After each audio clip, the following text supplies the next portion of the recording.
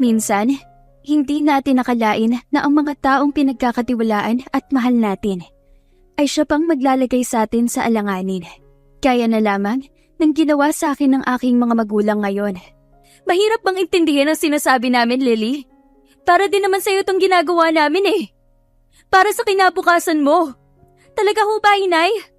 Para sa kinabukasan ko? Ang piliting pakasalan ng taong hindi ko naman humahal?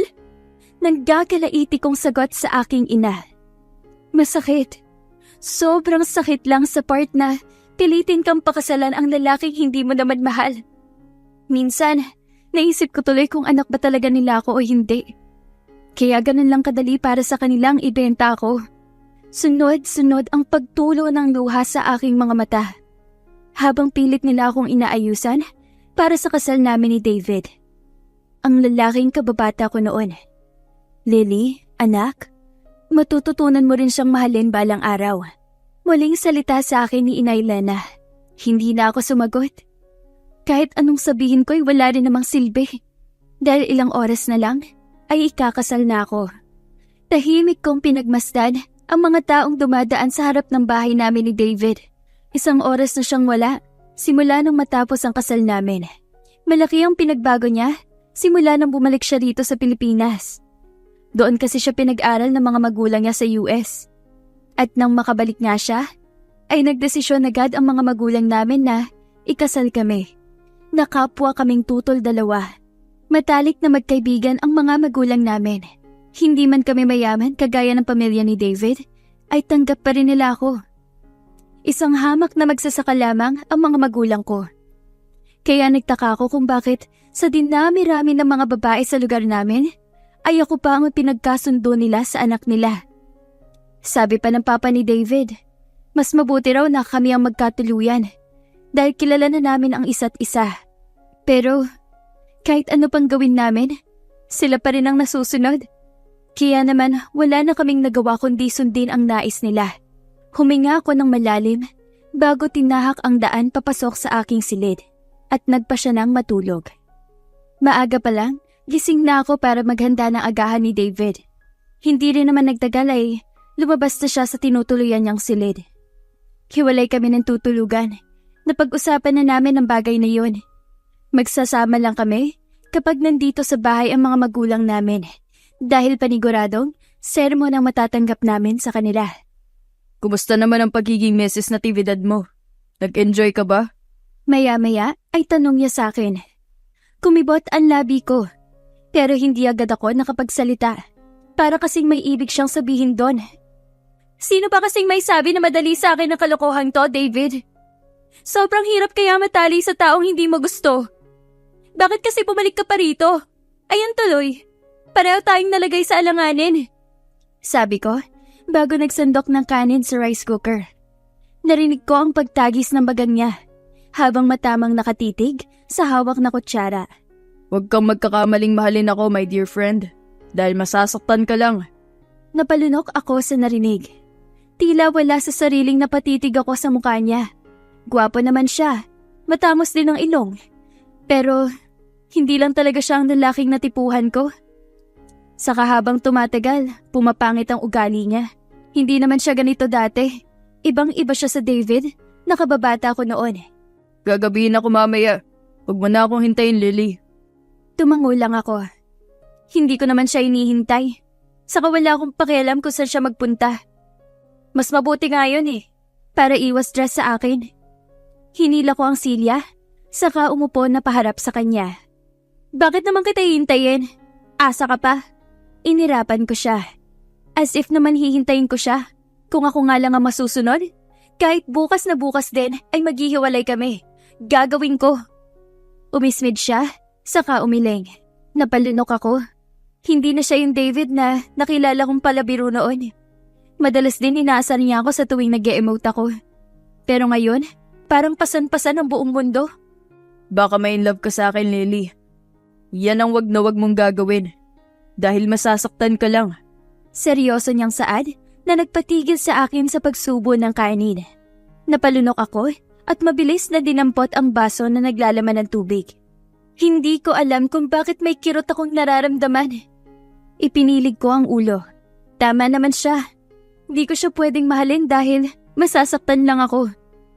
Mabilis kong tinapos ang pagkain para makabalik na sa aking silid. Talagang hindi kita maaaring mahalin, David. Itaga mo pa yan sa bato. Bulong ko sa sarili ko bago pumasok sa banyo. Maayos naman ang pagsasama namin ni David sa loob ng ilang buwan.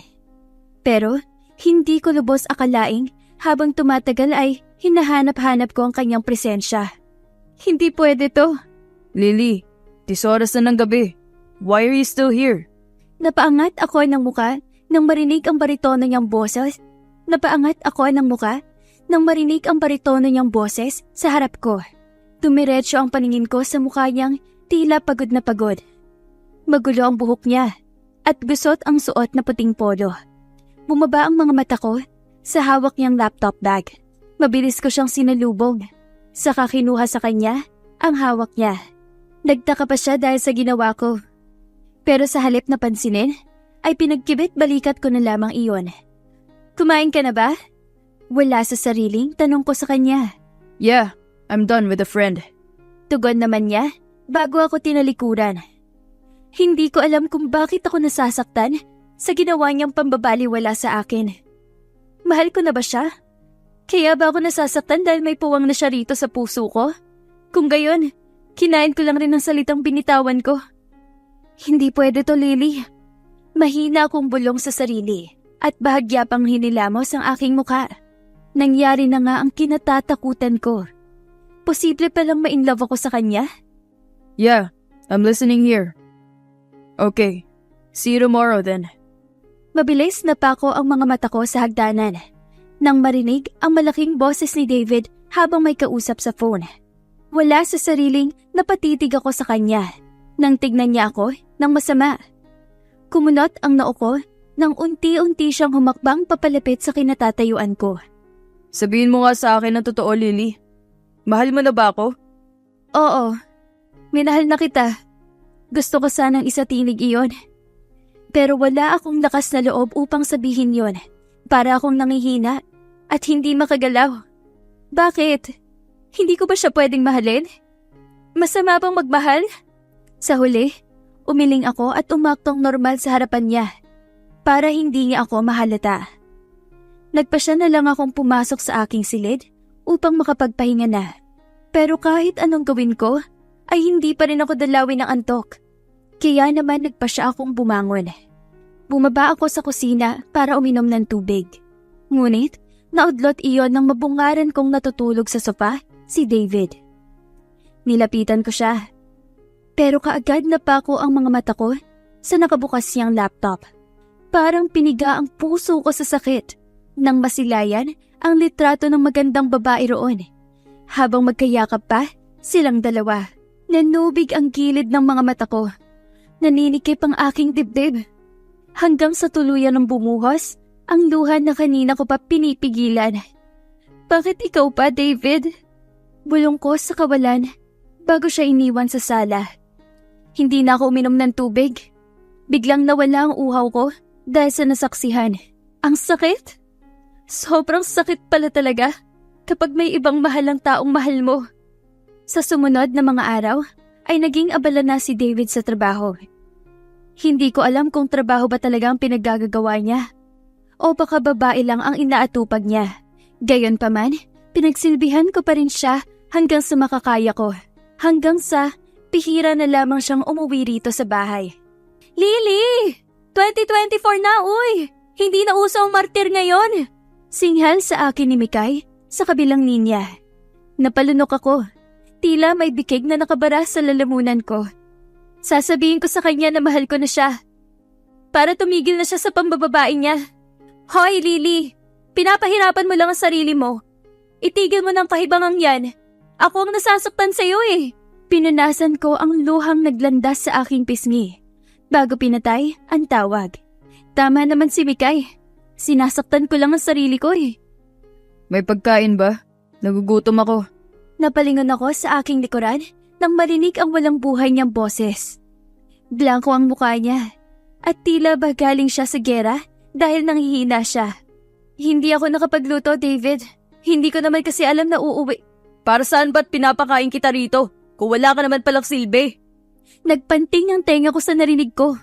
Kaya naman, mabilis kong binitawan ng hawak kong walis para lapitan siya. Akala mo ba ginusto ko tong nangyari sa atin ngayon? Kung ako lang ang masusunod, lumayas na ako sa bahay na to.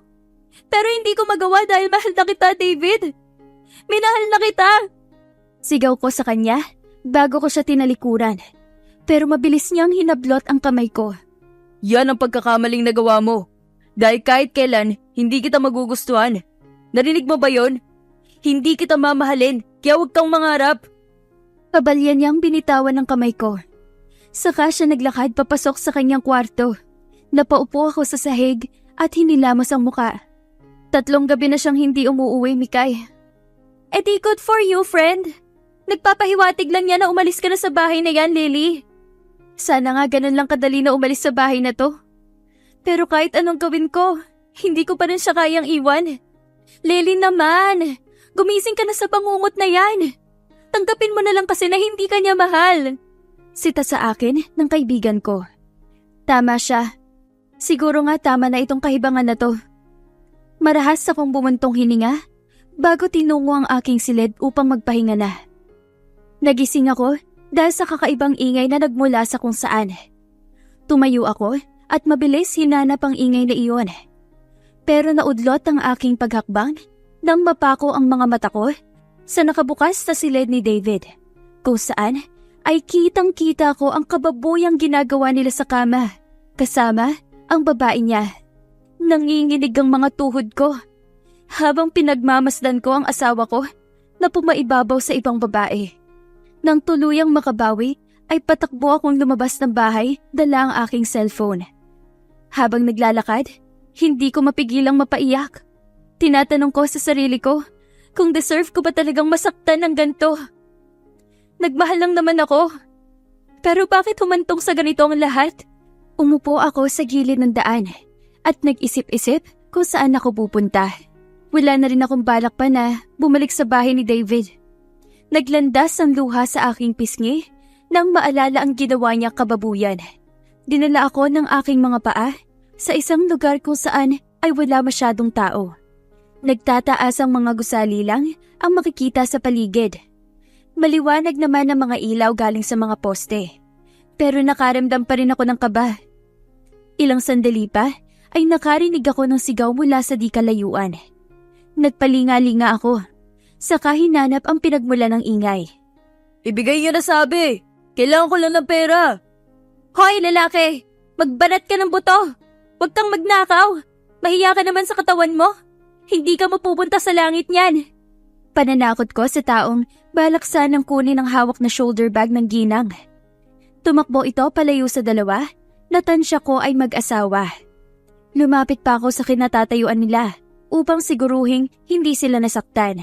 Napalunok ako nang maghinang ang paningin namin ng babae. Para bang may kung ano akong nararamdaman habang nakikipagtitigan ako sa mga mata niya. Feeling ko, matagal na kaming magkakilala. Thank you so much, Iha. Thank you. Usal sa akin ng lalaking medyo may edad na, pero bakas pa rin sa mukha nito ang kagwapuhan. Maraming salamat, Iha. Segunda naman ng babae. Ngumiti ako saka tumango. Mag-ingat po kayo. Teka, gabi na. Bakit nasa labas ka pa? Kung gusto mo, ihatid ka na namin bilang pasasalamat na rin. Suhestyon ng ginang sa akin, pero umiling ako. Yumuko ako at wala sa sariling napalunok. Hindi na ako babalik sa bahay na iyon. At ayaw ko na rin umuwi sa bahay ng mga magulang ko. Dahil siguradong pupuntahan ako doon ni David. Sa bahay ka na lang magpalipas ng gabi, Iha. Bukas mo na isipin kung saan ka pupunta. Sa ngayon, sumama ka na muna sa amin dahil delikado ang lugar na to. Sabi ng babae sa akin. What's your name, Iha? Dagdag pa ng ginang na bahagya pang nakangiti. Lily po, maikli kong sagot. Napatingin siya sa lalaki saka muling ibinalik sa akin ang paningin. Tara na. Yaya niya bago ako hilahin papasok sa loob ng sasakyan. Nahinto ang sasakyan sa harap ng malaking bahay. Tahimik lang akong nakasunod sa kanila habang pinagsiklop ang dalawang kamay. Hindi ko gaano maaninag ang bahay, Pero sobrang laki nito. Feel at home, Iha. Isipin mong sa iyo ang bahay na ito. Huwag kang mahihiya. Untag sa akin ang ginang. Pansin ko ang panaka-naka niyang sulyap sa akin. Ma'am Rosie, nakahanda na po ang pagkain ninyo. Napatingin ako sa harapan nang marinig ang sinabi ng katulong na sa tingin ko ay isa itong mayordoma. Ngumiti ang ginang na tinawag sa pangalang Rosie. Saka tumingin sa akin. Kumunot ang noo ko. Sa ganitong oras pala'y kumakain pa sila? O baka naman ngayon lang dahil ginabi sila ng uwi. Tara, Iha, kwentuhan mo rin kami kung anong nangyari sa... Honey, lalong naiilang ang bata sa ginagawa mo. Ramon, hindi natin alam kung saan nakatira ang batang ito. Baka naglayas siya sa kanila. Yumuko ako. Ayaw ko rin namang maging pabigat sa kanila. Pero wala rin akong ibang mapupuntahan maliban kina Mikay. Pero alam kong maliit lang rin ang bahay nila. At ayaw kong pabigat lang din doon. Pero kung gusto mo, dumito ka muna. Dagdag pa niya na siyang ikinatigil ko sa paghakbang. Napatingin ako sa lalaki. Ngumiti ito, saka tumangutango. Parang piniga ang puso ko sa hindi malamang dahilan. Ang bait nila. Kahit hindi nila ako kilala, sana lahat ng tao ay kagaya nila. Ma'am, parang may Let's go. Masamang paghintayin ng grasya. Apila agad na lalaki bago niya hinila ang asawa palapit sa malaking mesa. Napatingin ako sa mayordoma na panay ang sulyap sa akin at sa amo niyang babae. Nagtaka man ay hindi ko na lamang siya pinansin. Matapos kumain ay dumiretso kami sa isang silid. Doon nila ako pinatulog. May hinatid din ang mayordoma na ilang mga damit sa kwartong tinutuluyan ko. Maswerte ka, Iha. Sa tanang buhay nila, ngayon palang nangyari na nagpapasok sila ng ibang tao sa pamamahay na ito. Sambit ng mayordoma. Ilang linggo na rin simula nang nakikitira ako sa mag-asawang Reyes. Hindi ko alam kung bakit ang gaan-gaan ng loob ko sa kanila. Iniisip ko na lang na baka dahil sa kabaitan nila kaya ganito ang nararamdaman ko. Tinawagan ko si Mikay kung nasaan ako at ipinaalam sa kanya na okay lang ako. Ang swerte natin ha! Namumuhay kang prinsesa riyan! Panunodyo sa akin ng kaibigan ko. Pinatay ko na rin ang tawag, saka nagpa siyang tawagan na ang aking mga magulang. Sa kabila ng nangyari, pamilya ko pa rin sila. Ella anak, pinag-alala mo kami. Bungad ni inay sa akin sa kabilang linya.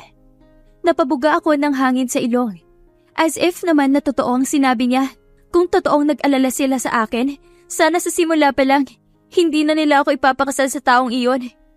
Ella, magpakita ka na sa amin. May mahalaga kaming sasabihin sa iyo. Sa puntong ito, ay narinig ko ang sinseridad sa boses ng aking ina. Para bang malaki ang kasalanan niyang nagawa dahil sa kakaibang tono ng pananalita niya. Nakikiusap kami sa iyo, anak. Patawarin mo sana kami. Pabalik ka na rito. Hindi ko na kayang pakinggan ang boses niyang naiiyak na. Kaya nagmamadali kong pinatay ang tawag. Masama ang loob ko sa kanila dahil sa ginawa nila. Pero nangyari na ang lahat ng iyon, kaya kailangan ko silang harapin. Nagpaalam ako sa mag-asawang Reyes para dalawin ang mga magulang ko. Pumayag naman sila, pero pinasama nila sa akin ang taong pinagkakatiwalaan nila na si Marco. Sobra-sobra na po itong kabaitang ginawa niya sa akin, ma'am. Sambit ko. Palabas na kami ng gate. Sumubay sila sa amin sa paglabas dahil may pupuntahan daw silang meeting. Ngumiti lang siya, saka tinapik-tapik ako sa balikat bago tuluyang nagpaalam. Pagdating namin sa bahay, naabutan kong nakaupo sa maliit naming sofa, sina inay at itay. Tila inaabangan ang pagdating ko. Anak, mabuti naman at ligtas ka. Ano ho bang mahalaga ninyong sasabihin? Mabilis kong putol sa sinasabi ni inay. Hindi ko alam, pero naiinis pa rin ako sa kanila. Patawarin mo sana kami. Oo, hindi kami perpektong mga magulang. Pero gusto kong malaman mo na mahal ka namin. Kaya lang naman namin nagawa yun dahil gustong-gusto ka ng mga magulang ni David. Patawarin mo kami, Lily. Ang totoo niyan, may isa pa kaming inilihim sa'yo. Napatingin ako kay Itay nang marinig ang sinabi niya, pero kaagad nagsalubong ang kilay ko dahil nasa tabi ko pala si Kuya Marco. Tahimik lang siya habang nakikinig sa usapan. Hindi kami ang tunay mong mga magulang. Ipinaampon ka lang sa amin ng mag-asawang mayaman. Nanlumo ako sa revelasyon ni na Itay at Inay. Para bang nabingi ako sa narinig. Kahit malinaw pa ito sa sinag ng araw. Matagal nag-sink in sa utak ko hanggang sa napagtagpi-tagpi ko ang lahat. Kaya nga siguro nila ako pinilit magpakasal. Dahil hindi naman talaga nila ako tunay na anak. Tumango ako. Gustuhin ko mang magalit sa kanila, pero wala ring magbabago. Peke akong ngumiti at wala sa sariling naglandas ang masaganang luha sa aking pisngi. Hindi ko alam kung matutuwa ba ako o magagalit. Pero sa huli, pinili ko pa rin silang kausapin na maayos. Maraming salamat pa rin po. Dahil pinalaki niyo akong mabuting tao. Hindi man kayo ang nagluwal sa akin pero kayo naman ang tumayong mga magulang ko. Sabi ko, saka sila sinugod ng yakap. Tuluyan na akong napaiyak sa bisig ng kinilala kong mga magulang.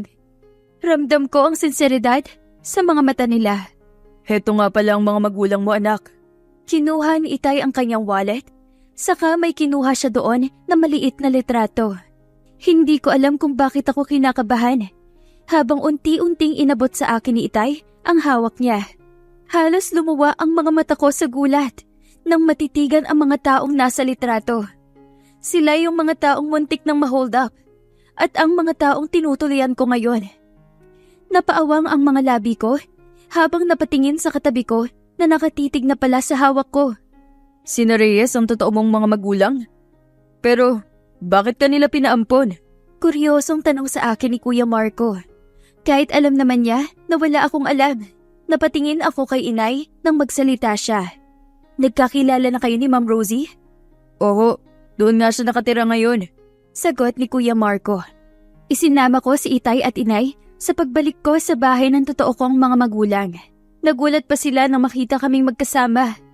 Lena, bakit ngayon lang kayo nagpakita sa amin? Matagal na namin kayong hinahanap. Pasensya na ho kayo, ma'am. Siniguro lang ho namin ang kaligtasan ni Lily. Sagot naman ni Inay, dahilan upang mapatingin ako sa kanya. Kaligtasan ko? Ibig sabihin, nasa panganib ang buhay ko noon?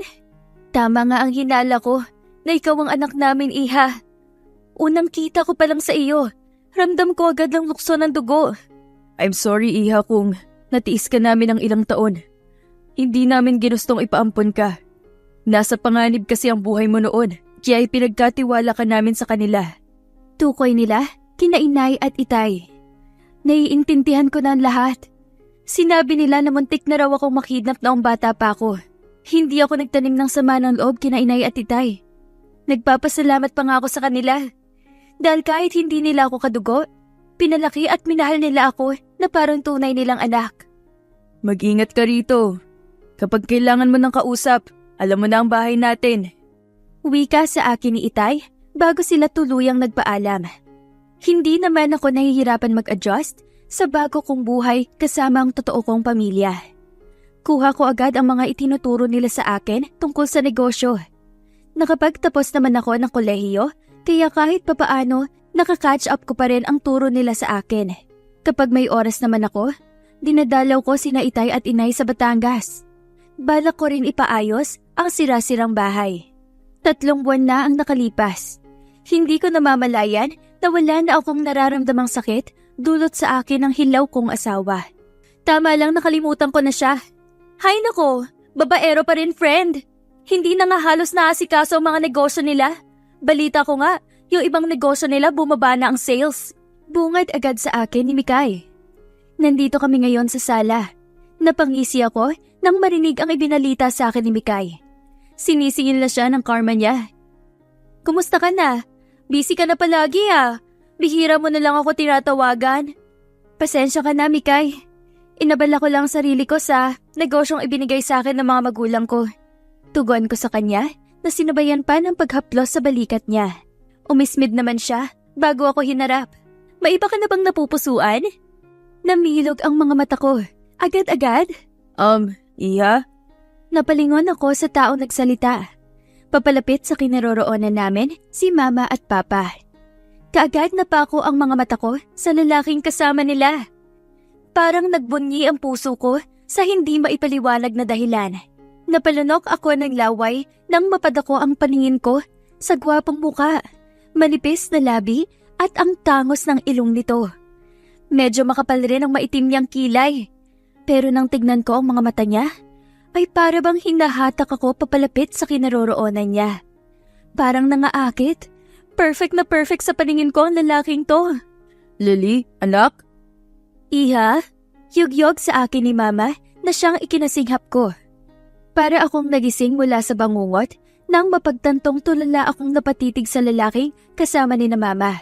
Bigla tuloy akong nahihiya sa ginawang katangahan.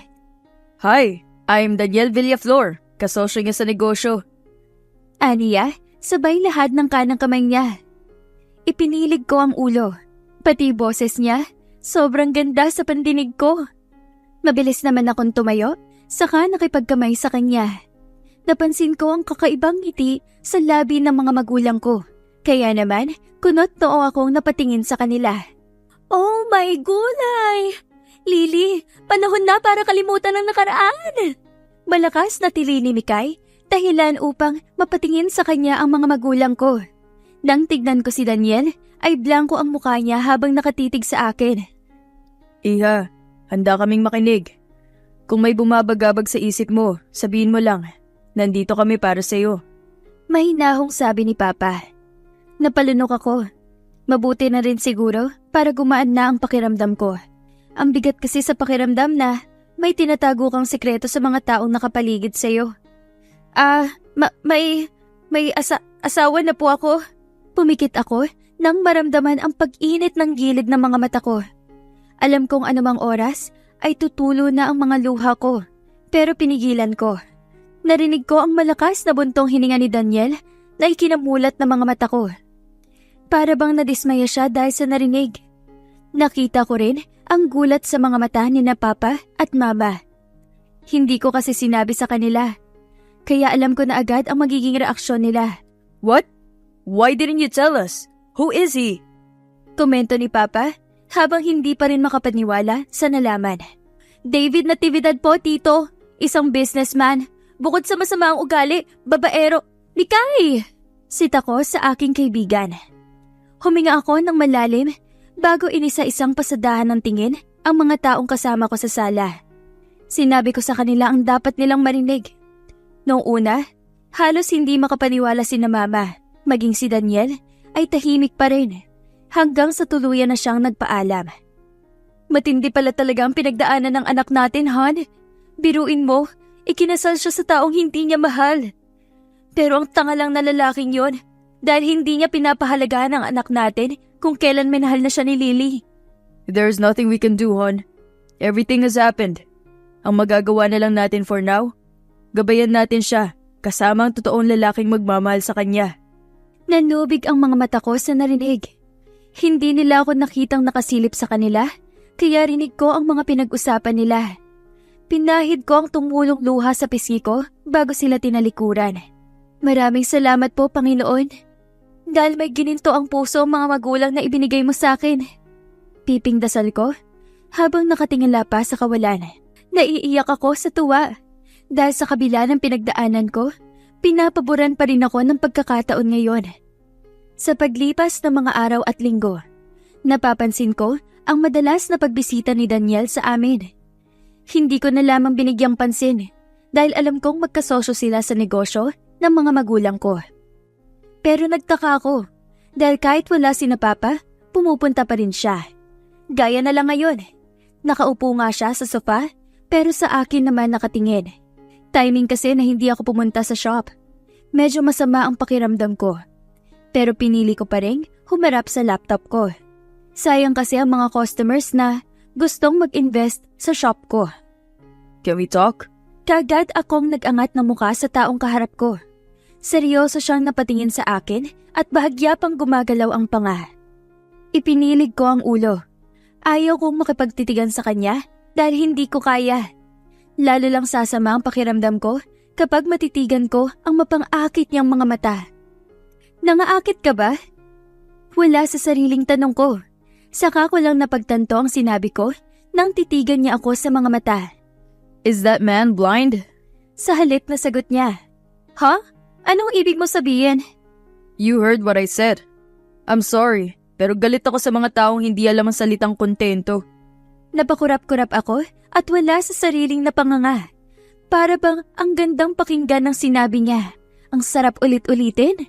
Napangiti ako habang nakipagtitigan sa mga mata niya. Ramdam ko ang malakas na tibok ng aking puso. Para akong nakikipaghabulan sa 10 aso dahil sa lakas ng kabog nito. Can I court you? What do you mean, Mr. CEO? Mabilis pa sa 4:00 ang ginawa kong paglingon sa aking likuran nang marinig ang taong nagsalita. Si Papa, nakatayo lang malapit sa likuran ko, kaya rinig na rinig niya ang sinabi ni Daniel. Tama po ang narinig niyo, Mr. Reyes. Pwede ko hubang hingin ang kamay niyo? Sagot ni Daniel kay Papa. Hindi ako nakaimik. Nagpalipat-lipat lang ang paningin ko sa kanilang dalawa. Ilang sandali pa, tumango si Papa saka tinapik-tapik sa balikat si Daniel bago dumiretso sa kanyang silid.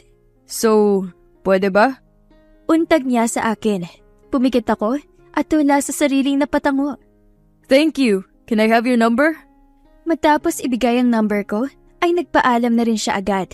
Napangiti ako habang tinatahak ang daan papasok sa aking silid. OMG friend! Na-love at first sight ka kay Mr. Pogi! Tili ni Mikay sa kabilang linya. Marahas akong bumuntong hininga bago pinatay ang tawag. Nagpa siya na akong humiga sa kama, pero naudlot yon nang biglang umilaw ang phone ko. Sinilip ko ito. May nag-message. Wala sa sariling binuksan ko ito. Kumabog ng malakas ang aking dibdib nang mabasa ang nilalaman ng message. Na-love at first sight ako sa'yo, Lily. Simula nung makita kita. Hindi ka na mawala-wala sa isip ko. Sabihin mo ng corny ako, but that's how I feel. Pareho kami ng nararamdaman. Bulalas ko habang pigil na pigil ang aking pagngiti. Dinala ako ni Daniel sa isang sikat at mamahaling restaurant dito sa Cavite. Panay ang sulyap ko sa kanya. Paano ba naman kasi? Lalong lumitaw ang kagwapuhan niya sa suot niyang gray na polo na tinupay hanggang siko ang manggas, na pinaresa naman ng blue jeans at tanging relos lamang ang palamuti sa katawan. Kahit sinong babae ang mapapatingin sa kanya, siguradong mapapatili sa kanya. Gusto mo rin ba ako? Ha? Ayan ka na naman sa pabingi-bingi mo eh. Anas niya at bahagya pang sumimangot. Sumilay ang ngiti sa aking labi nang makita ang reaksyon niya. Hindi ko akalain na para siyang bata kausap. Sweet din at maalaga. Kaya naman, habang tumatagal ay lumalim ng lumalim ang nararamdaman namin para sa isa't isa. Oh, ba't naparito ka? Anong sadya mo? I'm here to see you. Namimiss na kita eh. 2 weeks din kaya tayong hindi nagkita dahil sa business trip na yun. Nakangising sambit ni Daniel bago nagtuloy-tuloy sa office ng shop ko. Kaagad sumalubong sa ilong ko ang mamahaling niyang pabango. Dumiretso siya sa desk ko at naupo roon saka ipinikit ang mga mata. Napailing na lamang ako habang pinagmasdan siyang nakapikit. Lumapit ako sa likuran niya saka hinirot ang kanyang noo. Tired? Yeah, sobra. Pero nawala siya since nakita kita. Aniya, sabay pingat sa ilong ko. Masayang kasama si Daniel kahit minsan strict siya at pabebe. Pero ramdam kong mahal na mahal niya ako. May lakad ka ba bukas? Dumilat siya, saka umayos ng upo. Wala naman. Napalunok ako nang ikandong niya ako sa hita niya. Nagpalinga-linga pa ako. Baka kasi may makakita sa amin. Huy, Daniel! Baka may... So, wala namang masama sa ginagawa natin ah. We're lovers. Sikmat niya sa akin, sabay halik sa balikat ko. Ramdam ko ang kiliti, saka ibuturan ko. Nakapikit ako dahil sa sensayong nararamdaman. Pero mabilis din akong nagmulat ng mga mata nang makarinig ako ng mahinang katok sa pinto. Shh! Daniel, may kumatok! Sita ko sa kanya habang pinaglandas ang mga daliri sa pisngi ko. Ngumisi lamang siya, saka mabilis hinalikan ang tungki ng ilong ko. Okay. Walang buhay niyang sambit bago niluwagan ang pagkakayakap sa akin. Inayos ko muna ang sarili bago tinungo ang pinto. May inabot sa akin ng staff ko na dokumento. Sumilay ang mapaglarong ngisi sa aking labi bago bumalik sa loob. What is your plan about that man? Just make sure lang na hindi ka babalikan yan dahil ako ang makakalaban niya. Seryosong saad ni Daniel habang kuyom ang mga kamao. Huminga ako ng malalim. Ako nang bahala, babe. Babe, when? Ayaw mong tawagin kitang babe? Nakanguso kong tanong sa kanya, saka siya tinaasan ng kilay. Malapad ang ngiting inginawad niya sa akin at walang pasabing sinugod ako ng yakap. Mabilis lumipas ang panahon at ngayon ay 6 na taon na kaming magkasintahan. Hindi man madali sa amin ang lahat dahil sa kalagayan ko, ay hindi iyon naging hadlang para sukuan ako ni Daniel. Nagpapasalamat ako dahil sinamahan niya ako at nangakong hihintayin ako kung kailan maayos ang lahat. How are you, Iha? How's your business? I heard, palago raw ito ng palago. Nakangiting saad ni Tita Helen. Inilapag niya ang mamahaling shoulder bag sa mesa, saka umupo sa harap ko. Ngumiti naman ako. Medyo lang naman po, tita. Tugon ko. Matapos ang kamustahan namin ng mama ni Daniel, ay nagpa siya na akong bumalik sa shop. Tamang-tama, dahil nag-text sa akin ang isang staff ko roon na maraming customers. Nakangiti kong tinitigan ng isang envelope na kasalukuyang nakapatong sa desk ko. Inisa-isa kong inilabas ang mga litrato ni David kasama ang iba't ibang babae niya sa kama. Palihim ko siyang pinasundan kay Kuya Marco upang alamin ang mga pinaggagawa niya. Magagamit ko ang mga ito. Kausap ko sa sarili bago dinampot ang cellphone. Palabas na ako ng shop nang mag-ring ang phone ko. Gumuhit ang ngiti sa aking labi nang makita sa screen ko sino ang tumawag. Kumusta na po kayo dyan, inay? Si Itay po, kumusta na? Bungad ko agad sa kabilang linya. Narinig ko ang marahas na buntong hininga ni inay. Tila may malalim siyang iniisip. Anak, si David kasi, nagpunta rito. Nagtanong kung dumalaw ka ba rito. Sabi na nga ba, alam kong may kailangan siya. Tumango ako kahit alam kong hindi iyon nakikita ni inay. Matapos sabihin ni inay ang sadya ni David sa akin, ay binaba ko na ang tawag. Nagmamadali akong umuwi sa kondo na binili sa akin ni Daniel. Malapit lang naman sa shop ko kaya nilakad ko na lang. Subalit, natigil ako sa paglalakad nang may makabanggaan akong babae. What the hell? Are you? Oh, I know you. Lily, right? Tinaasan niya pa ako ng kilay at maarteng pinagpag ang damit niya na nasagi ng braso ko kanina. Umarko ang isa kong kilay sa reaksyon niya. Ang arte-arte. Mascara lang naman ang nagdala sa ganda niya. Kilala rin kita. Sino ba naman kasi ang hindi nakakakilala sa babaeng maraming muka? Sarkastikong saad ko. Sumama ang tingin niya sa akin. Boring ka kasi. Kaya naghanap ng ibang asawa. Makati ka kasi. Sana binuhusan mo ng asido yung kati mo sa katawan para mawala. Hindi yung pinapakamot mo sa asawa ng may asawa. Biglang tumaas ang dugo ko sa kanya. Nang umakma siyang lapitan ako, bigla na lang may isang malaking dibdib ang humarang sa harapan upang awatin siya. Pamilyar ang gamit niyang pabango. Mabilis akong nag-angat ng muka nang mapagsino siya. How are you? Can we talk? No, David! Para saan pa at kakausapin mo siya? Matagal na kayong hiwalay dalawa. Apela ni Joyce na siyang babae ni David. Alam ko ang pangalan ng mga babae niya. Hindi sumagot si David. Sa halip ay humarap sa akin na tila ba walang atrasong ginawa. Tinitignan ko siya sa mga mata. Wala na akong ni katiting na nararamdaman para sa kanya, kundi pagkamuhi lamang. May kailangan ka ba? Malamig kong tanong. Walang buhay kong ibinalik ang paningin sa babae.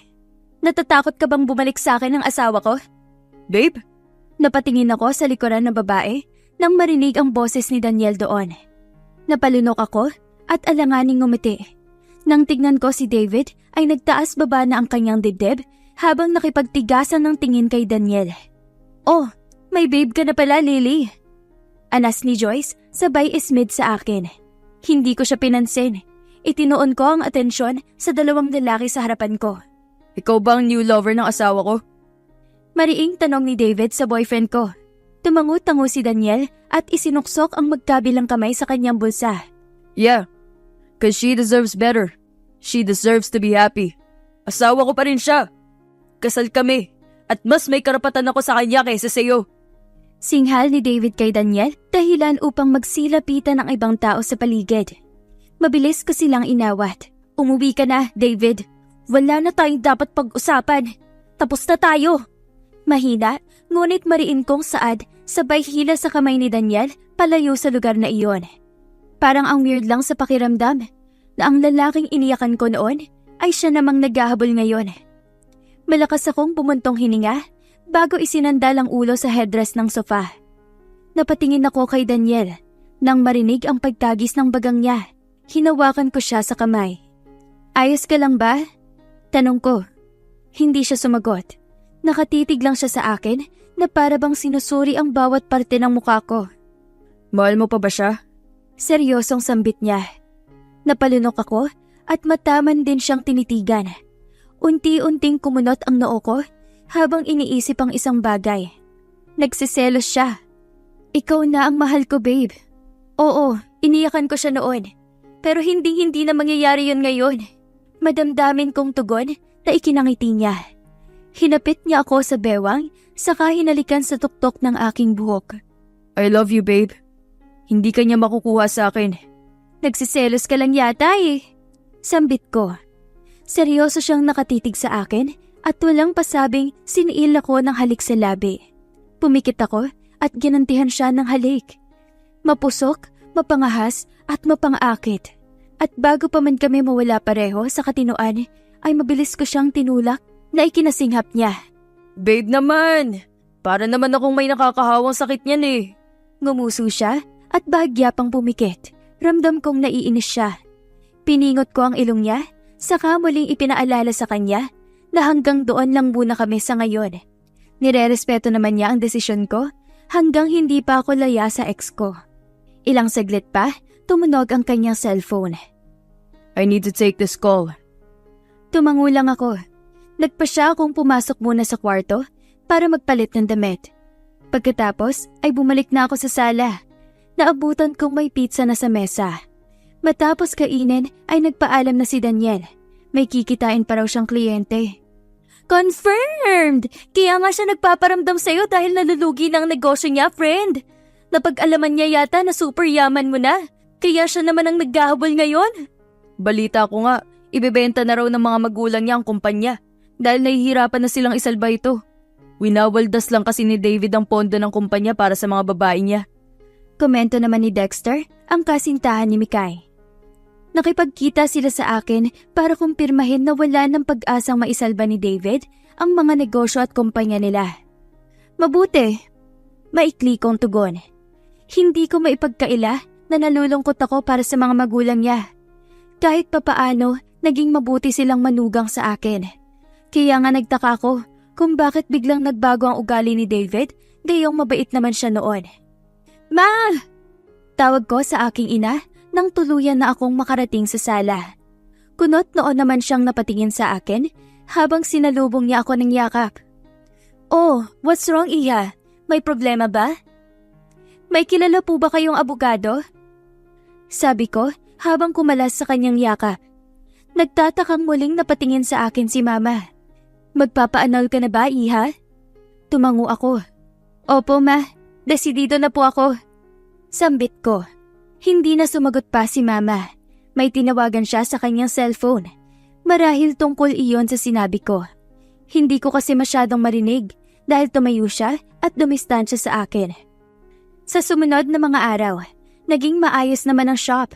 Nagpatulong ako sa mga magulang ko na hanapan pa ako ng magandang pwesto para muling pagtayuan ng ibang branch ng aking clothing shop. Badeth, ikaw na muna ang bahala rito ha. May aasikasuin lang akong importante. Paalam ko sa tauhan ko. Opo, ma'am. Paglabas ko sa shop, ay agad sumalubong sa akin ang isang pamilyar na bulto. Nakatalikod dito sa akin. Kumibot ang labi ko nang bigla siyang humarap at susugurin na sana ako ng yakap. Pero mabilis akong nakaiwas. Ano na naman ang kailangan mo? Malamig kong tanong. Inayos ko sa balikat ko ang shoulder bag. Saka humakbang palapit sa kanya. I'm sorry, Lily. Sana mapatawad mo ako. Kung dati, minahal kita kahit ilang beses kong pinipigilan ang sarili ko. Ngayon kinamumuhian na kita. Alam mo ba yon ha? Singhal ko sa kanya. Hindi ko napigilan ang sariling ilabas ngayon ang sama ng loob ko sa kanya. Pakiramdam ko kasi, sasabog ako kapag hindi ko nasabi sa kanya ang kinikimkim kong galit at inis sa kanya. Narinig ko ang pagtagis ng bagang niya kapag kuway bahagyang lumapit. I'm sorry, Lily. I promise na magbabagong buhay na ako. Pagmamakaawa niya pa. Sa puntong iyon, hindi ko na siya sinagot at walang salitang lumayo na sa lugar na iyon. Hindi ko siya nilingon, pero ramdam kong sinusundan niya ako ng tingin habang naiwan siyang mag-isa sa labas ng aking shop. Huminga ako ng malalim bago kinuha ang susi ng aking kotse. Biruin mo? Siya na ngayon ang naghahabol, friend. Ang kapal ng mukha niya, ah. Sarap sampalin para magising na siya sa katotohanan, hindi niya deserve ang pagmamahal mo. Mahabang litanya ni Mikay habang iminuwestra pa ang hawak na fried chicken. Napayuko ako at iniisip kung paano ko siya mapapapayag sa annulment. Hindi ko pa nabanggit sa kanya ang planong iyon at alam kong hindi siya papayag sa gusto ko. Kaya nga hindi ko binigay ang nais niya dahil magagamit ko iyon sa kanya balang araw. Sa ngayon, hahayaan ko muna siyang maghabol.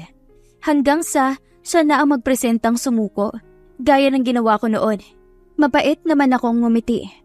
Hayaan mo siyang maghabol, Mix, para maramdaman naman niya kung paano maging tanga. Tugon ko. Napatingin ako sa screen ng phone ko nang tumunog ito. Si Daniel ang tumawag. Babe, where are you? Nasa kondo ka ba? Kumunot ang noo ko dahil para siyang nagmamadali na kausapin ako. Babe, do you hear me? May importante akong i-discuss sa'yo. Patuloy niya sa kabilang linya. Bigla tuloy akong kinabahan at mabilis na pasulyap sa kaharap ko. Umarko rin ang kilay ni Mikay habang hinihintay ang sasabihin ko. Aalis na ako. Paalam ko at walang lingon-likod akong umalis. Naabutan kong tahimik na nakaupo si Daniel sa sofa habang pinagsiklop ang dalawang kamay. Pumayag na ang mga magulang ni David. Baon na sila sa utang, kaya wala na silang choice kundi ibenta ang kumpanya. Mataman lamang akong nakikinig kay Daniel habang sinusuri ang mga dokumentong hawak-hawak ko. Okay, babe. Salamat sa lahat ng tulong mo sa akin. Kahit busy ka sa kumpanya ninyo, inuuna mo pa rin ako. Sinseridad kong saan. Umusog ako papalapit sa kanya, saka siya ginawaran ng mabining halik sa pisngi. No worries, babe. Lahat gagawin ko to prove na karapat-dapat ako sa pagmamahal mo. Ang corny mo na. Sikmat ko sa kanya, sabay kurot sa tagiliran niya. Napapailing na lamang siya habang hinaplos-haplos ang buhok ko. Maya-maya pa, bahagya siyang lumayo sa akin, saka may kinuha sa kanyang bulsa. Napatitig ako sa kamay niya, kung saan may kung anong bagay siyang unti-unting inilabas doon. Namilog ang mga mata ko nang makita ang mamahaling kwintas. Napaawang ang labi ko dahil ito yung nakita ko sa magazine noong nakaraang buwan. Ang ganda at may maliit na pendant na disenyong singsing na lalong nagbigay ng ganda sa kwintas. Para sa'yo, babe. Alam kong gusto mo yan. Kaya binili ko kahit meron na sanang nagmamay-ari. Ano? Bakit po pa binili? Sabi ko naman sa'yo, di ba? Gagawin ko lahat. Mapasaya ka lang.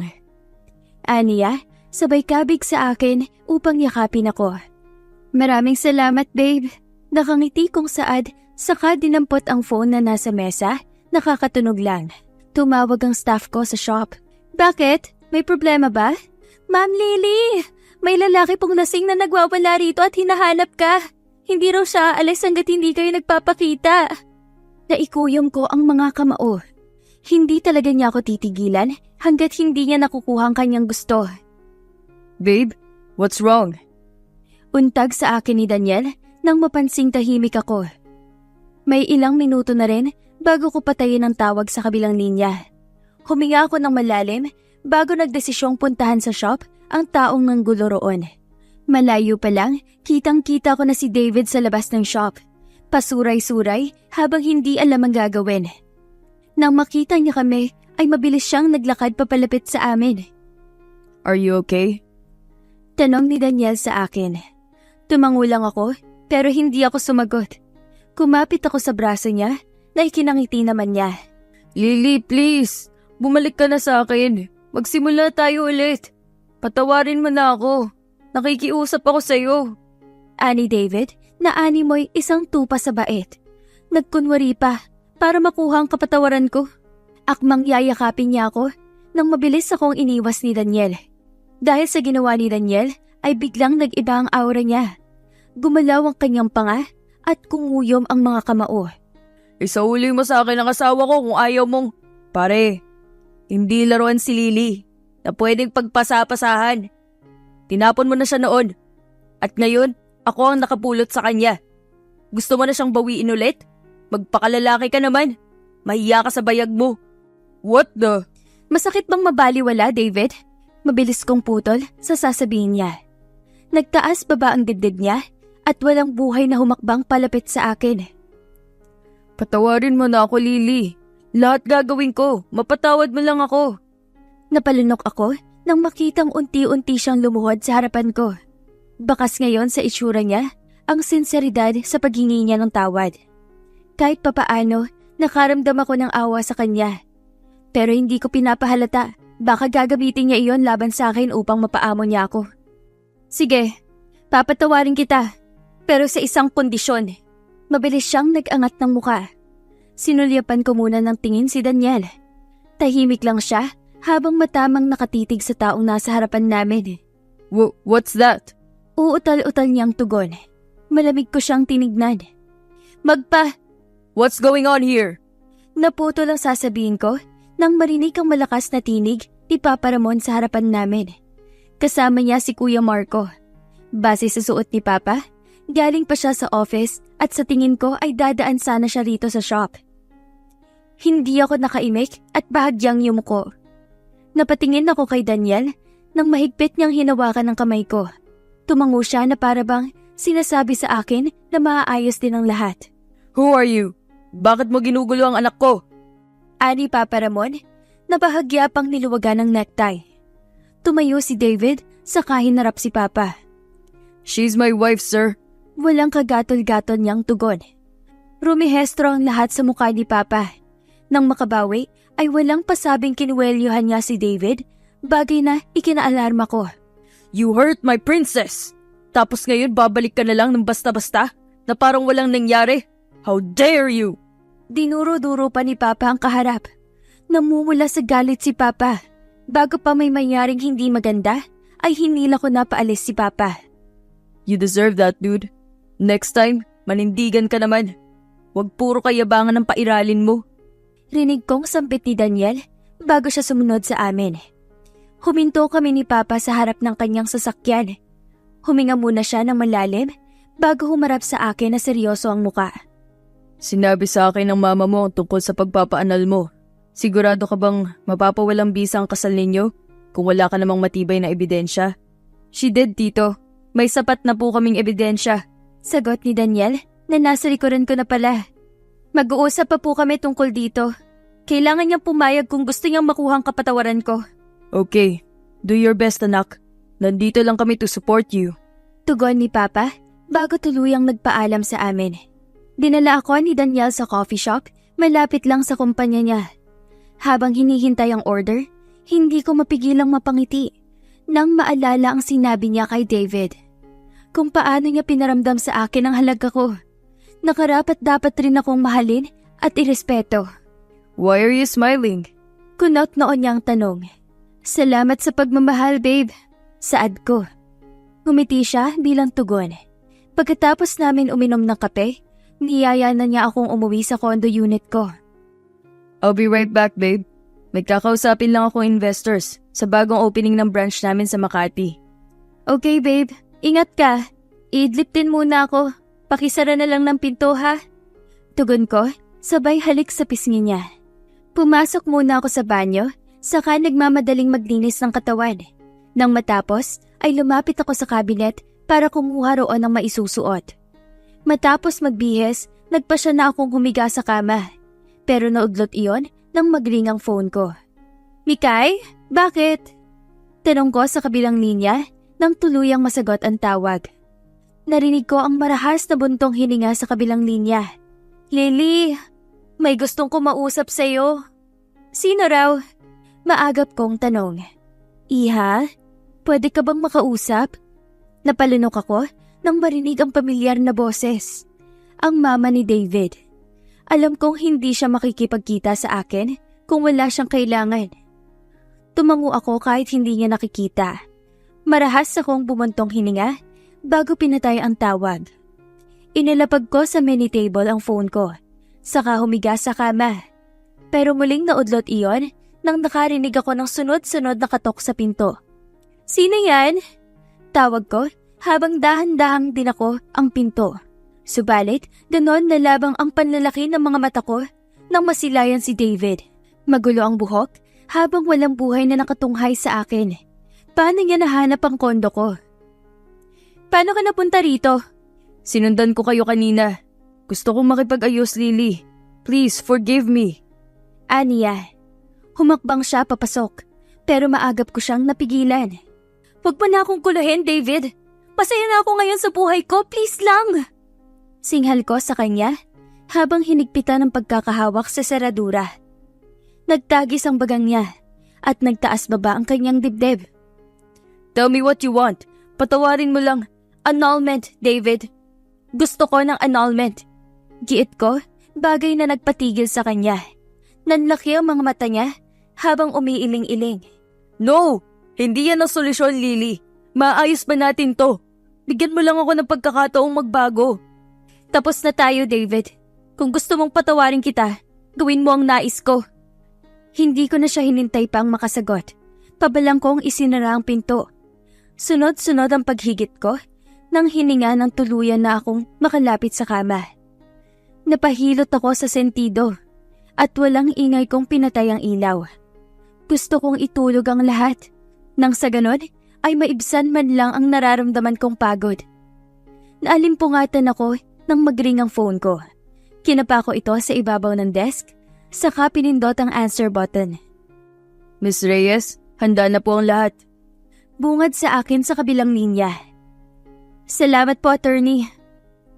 Pinatay ko na ang tawag, saka lumapit sa desk at kinuha ang envelope kung saan nakalagay dito ang mga ebidensya laban kay David. "Iha, kumusta ka na?" Napalunok ako at alanganing ngumiti. Malaki ang ipiniyat niya. Iyong dating magandang katawan ay sa isang iglap lang nagbago ang lahat. Gaya ng negosyong pinaghirapan nila noon na bigla na lamang nalugi dahil sa kagagawa ng anak nila. Alam kong pinaiyak ka ng anak ko. Wala man lang kaming nagawa para ipagtanggol ka. Sana sa kabila ng lahat, magawa mo pa ring magpatawad. Napayuko ako nang maramdaman kong nagiinit ang paligid ng mga mata ko. Pinigilan kong wag maiyak sa harap niya, pero kusa na lang tumulo ang mga luha sa aking mga mata. "Kalimutan na ho natin yon. I'm sorry, Iha. Dahil sa kagustuhan naming maikasal kayo, hindi na namin naisip ang naging dulot nito sa inyo. Nagpapasalamat din ako dahil sa iyo napunta ang kumpanyang matagal naming iniingatan." Patuloy niya pa. Hindi ko alam, pero tila may sumikdong kirot sa dibdib ko. Nakaramdam ako ng awa, hindi ako makasagot. Sa halip, tumango lamang ako bilang tugon. Makaraan na ang ilang minuto, nagpaalam na siya sa akin. Tumayo na rin ako upang makauwi na sa kondo ko. Pero natigilan ako nang makasalubong ko si David. Seryoso ang mukha niya habang nakatingin sa akin. Pumapayag na ako sa gusto mo. Salamat. Malaya ka na. Napalunok ako at wala sa sariling napatango. Sa wakas, makakalaya na ako. Nakahinga ako ng maluwag hanggang sa tuluyan na akong makarating sa kondo. Bakas sa mukha ni Daniel ang saya nang sabihin kong pumapayag na si David sa annulment. Maging ako man ay ganoon din ang nararamdaman. Sumapit ang araw kung saan ay kailangan na naming humarap sa husgado. Mabuti na lang at pinayagan kami ng judge dahil sapat naman ang nalakalap kong ebidensya laban kay David. Bukod doon, 5 taon na rin kaming hiwalay. Laking tulong din ang ginawang record video ni David kung saan ay kusa niyang inamin ang kasalanang ginawa niya. Finally! Makakapag-propose na rin ako! Ang tagal kong hinintay to. Nakangiting saad ni Daniel habang hinuhubad ang black suit na suot. Agad-agad, babe. Maghintay ka muna kung kailan ako... What? Ang daya naman? Gusto na kitang makasama, babe. Baka maagaw ka pa ng iba. Ang corny mo! Seryoso siyang humakbang palapit sa akin at walang salitang hinapit ako sa bewang. Ramdam ko ang bilis ng tibok ng puso namin nang magkadikit ang aming katawan. Seryoso ako, babe. Di ako nagbibiro. Aniya, bago unti-unting ibinaba ang kanyang muka, palapit sa labi ko. Ang sumunod na nangyari, kapwa kaming hingal na hingal bago binitawan ang labi ng isa't isa. Pakasalan mo muna ako, Mr. Villaflor. Saad ko at bahagya pang lumayo sa kanya. Ngumisi naman siya, saka nagpatango-tango. Niyaya akong pumunta sa bahay nila dahil may mahalaga raw siyang sasabihin sa mga magulang niya. Hindi na ako nagulat nang sabihin niya ang tungkol sa plano niyang pakasalan ako. Good to hear that, iho. Para naman magkakaapo na kami. Anang ginang na ikinayuko ko. Pinamulahan ako ng muka.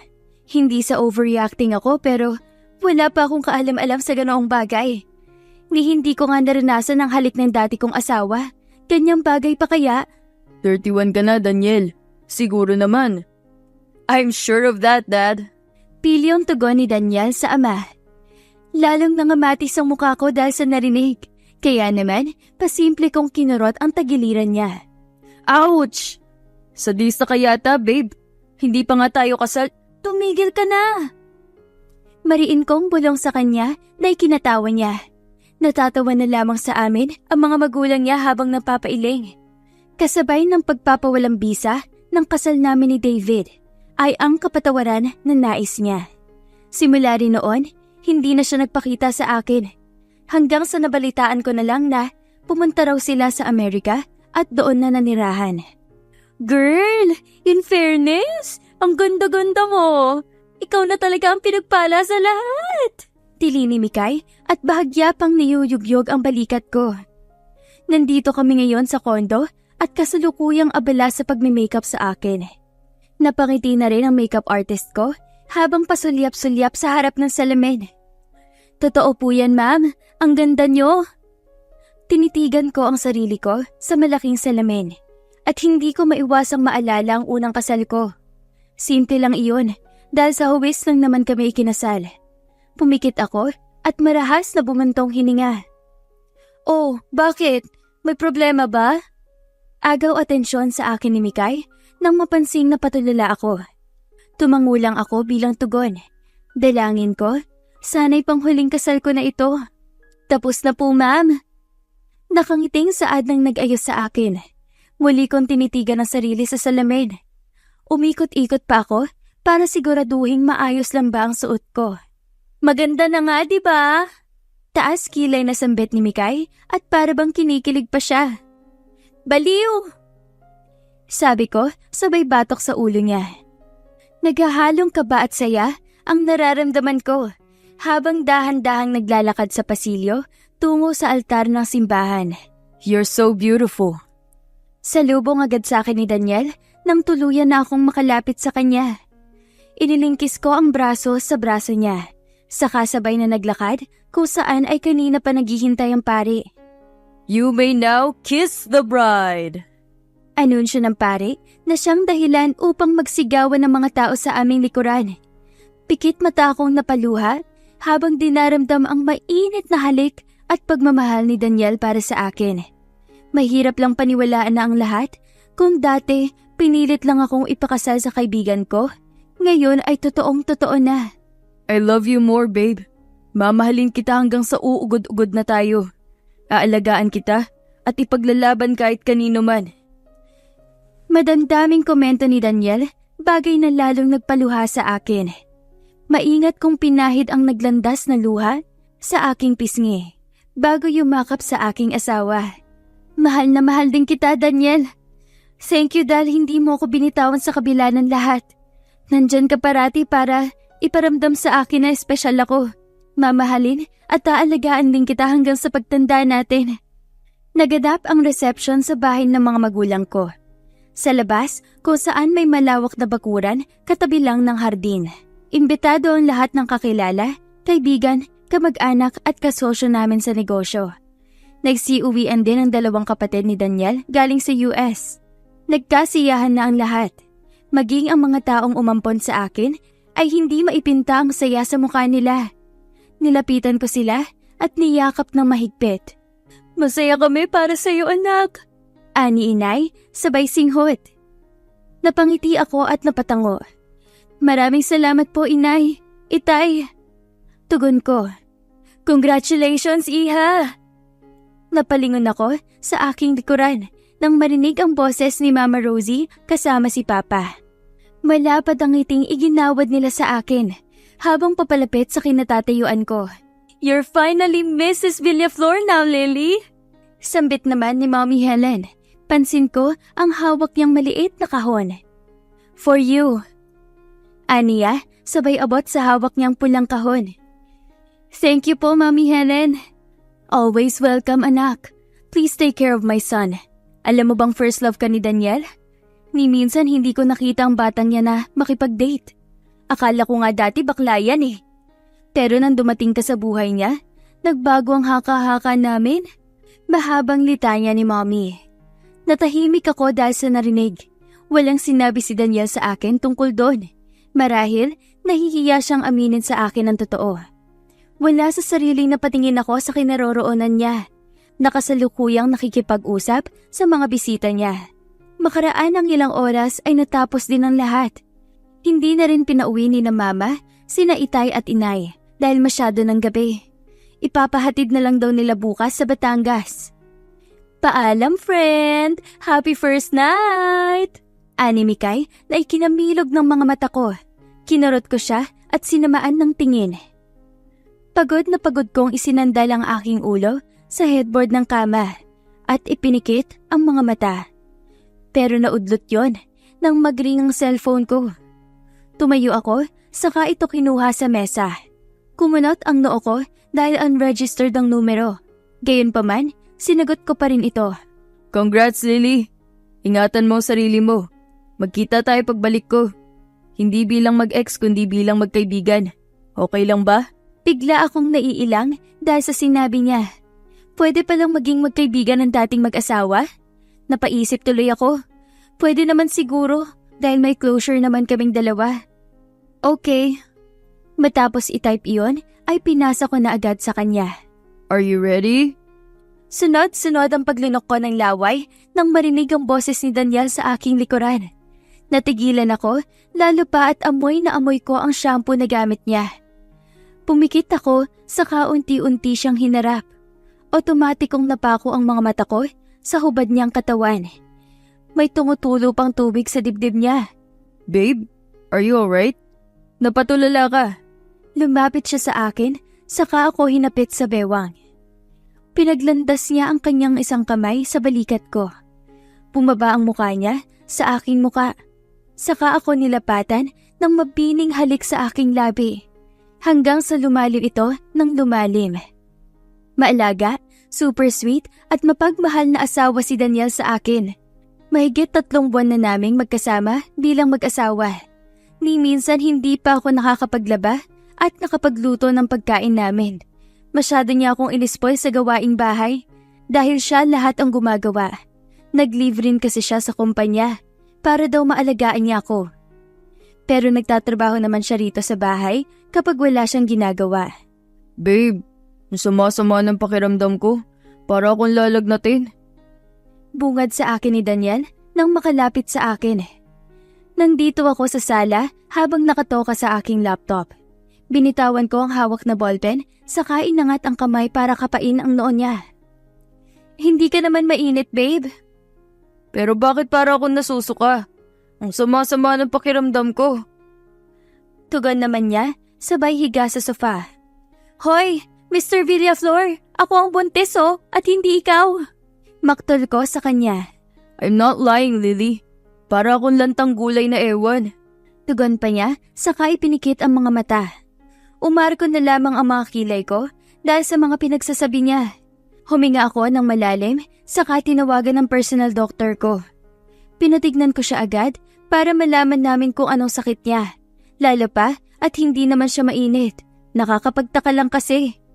Mr. Villaflor, bihira lang po mangyari ito sa mga lalaki. Madalas kasi, mga babae lang ang nakakaranas ng sintomas nito. Lalo pa at mga babae naman talaga ang nagbubuntis. Sympathetic pregnancy syndrome ang tawag dito, kung saan ay maaaring mararanasan nyo rin ang nararanasan ng mga babae. Mahabang paliwanag ng doktor na ikinakunot lalo ng noo ko. Hindi naman makapaniwala si Daniel sa narinig. What? Seriously, Doc? But normal lang po yan, Mr. Villaflor. Nagpapahiwatig lang po yan na sobrang love niyo si Mrs.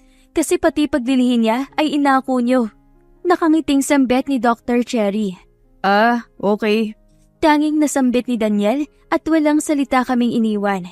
Maya-maya pa, biglang napatingin sa akin si Doc na tila nagtataka.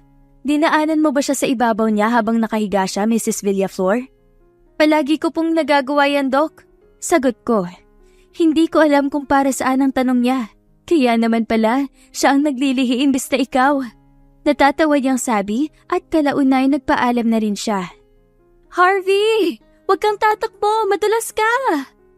Sigaw ko sa aking anak habang sinusundan siya ng tingin. Napailing ako bago inisa-isang inilagay sa nakalatag na picnic blanket ang dala naming pagkain. Nandito kami ngayon sa Tagaytay, kasama ang pamilya ko. At ang taong naging parte ng buhay ko noon, si David, kasama niya ang kanyang asawa. Kumusta naman kayo? Aniya nang makalapit sa akin, tinignan ko si Daniel. Kausap niya ang asawa ni David. Ngumiti naman ako. Masaya naman kami. Ikaw, kumusta ka na? Okay na ako. Kahit papaano, nakabangon na rin sa tulong ng asawa ko ngayon. Napangiti ako, saka siya tinapik sa balikat. Good for you, David. Maraming salamat ulit. Sabi ko, Dad, Mom, I want a baby sister. Kagaya po nila, oh. Ani Harvey, habang tinuturo ang isang pamilya na kasalukuyang naglalaro ang dalawang batang magkapatid na lalaki at babae. 6 na taon na si Harvey, pero wala pa ring balak dagdagan ni Daniel. Gustuhin ko man, pero siya ang may ayaw. Hindi ko naman siya masisisi, dahil siya ang nahihirapan imbes na ako. Ako nga ang nagbuntis, pero siya naman ang naglilihi. Hindi na kasi manganganak si Mommy, son. Pero don't worry, mag-aampon tayo ng baby para may sister ka na. Really, Dad? Yay! Thank you po, Daddy! Masayang sambit ni Harvey na tumalon-talon pa dahil sa tuwa. Nasunod ang sinabi ni Daniel na mag-ampon kami sa bahay ampunan. Masaya ako dahil tinuring na parang tunay na kapatid ni Harvey si Aliyah.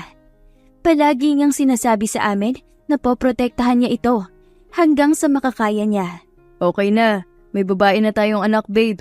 Huwag ka na muna magbuntis ha. Ang hirap palang maglihi. Naiiling niyang sabi, saka ako hinapit sa bewang. Ayos lang, babe. May anak na rin naman tayo at may isa pa nga, diba? Mahal na mahal ko kayo, Lily. Hinayaan ko na rin siya sa gusto niya. Mahalaga, minahal niya kami at hindi niya kami pinabayaan. Sa ngayon, sabay-sabay na nagtatapos ng high school ang mga anak namin. At sa awa ng Diyos, magkasama pa rin namin hinaharap ang mga pagsubok na dumaan sa aming buhay. Wakas. Maraming salamat po sa patuloy na pagsuporta ng mga kwento sa Siren Radio. Pero bago tayo umalis, shoutout muna kay Noel Villamor from Bohol, Beng Bano from Hong Kong, Cherry Jane Elac from Davao de Oro, Kayla Taborada from Leyte, Jenny Rose Quinto from Bago City, Negros Occidental, Josel Moseros from Naga, Camarines Sur. Hello din kay Ruth from Aruba, Robert Mendoza, Louisiana, Laguna, at kay Raymond Desembrada ng Calamba, Laguna. Sa uulitin po, stay safe!